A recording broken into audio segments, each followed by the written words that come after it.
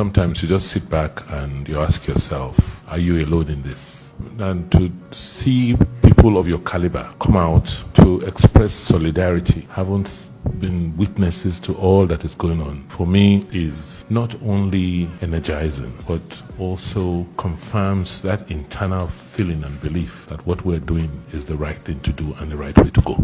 You're all witnesses to what has happened, and I'm sure you'll ask, what exactly is going on? And it is not difficult to fathom. Most of us grew up in this state. This is home for us. And this is not where we grew up. And this is not how we grew up. When the change occurred in 2016, I had no doubts in my mind that we should jump into the fray to continue the reform which we had started. But what I didn't realize was that the rot was so deep and fundamental. And it was not just a rot that expressed it, just you saw its physical expression, but it was becoming cultural. In the country, you come in here, you cannot drive through the city. You had warlords that had taken possession. When we had to clear Lagos Street, we found out that people had erected stores, shops on Lagos Street.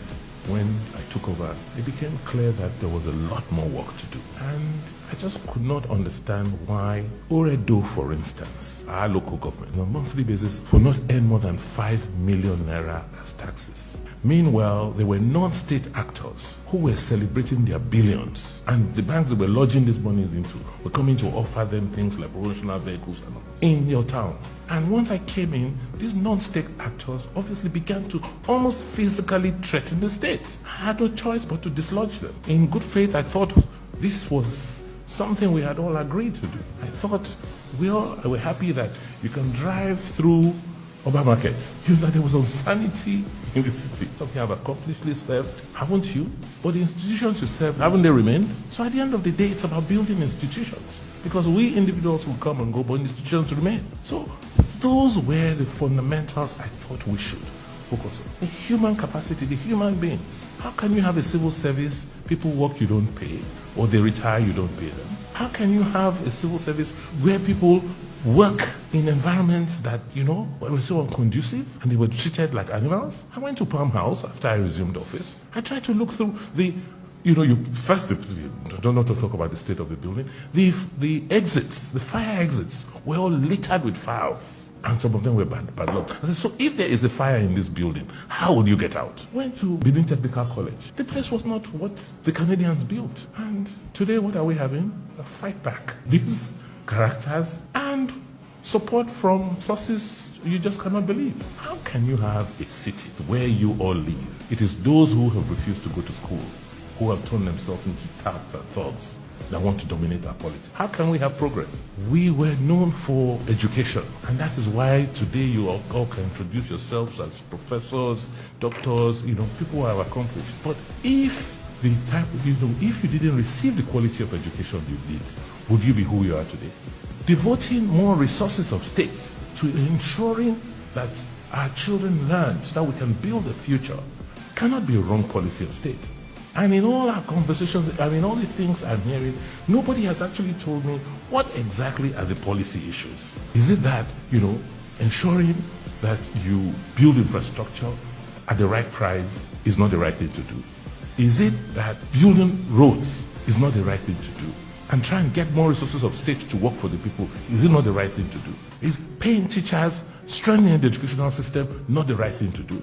Nobody has told me in all what we've done to date that there is some policy issue we've done that's wrong. I will rather focus on mental infrastructure. Thank God that we have people like you, people who understand what we're doing.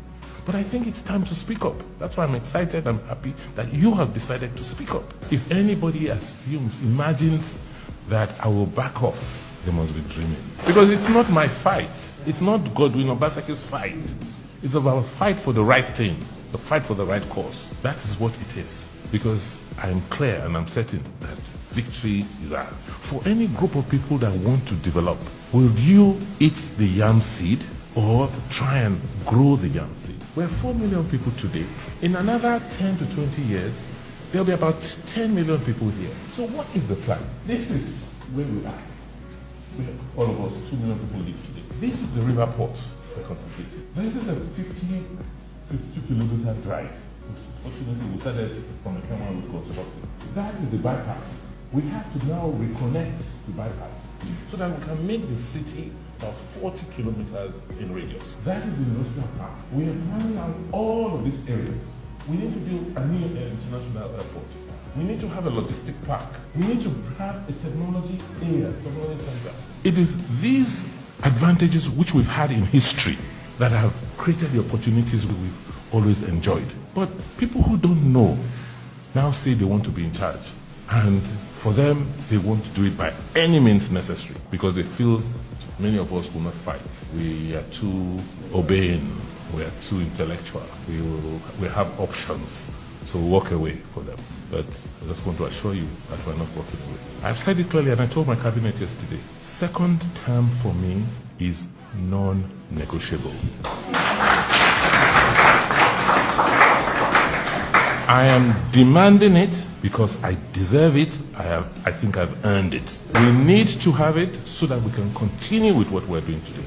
So I want to thank you and assure you that I'm here and I would like us to continue to have these conversations and I need to give you a lot more information. It's our government, it's not my government. Thank you.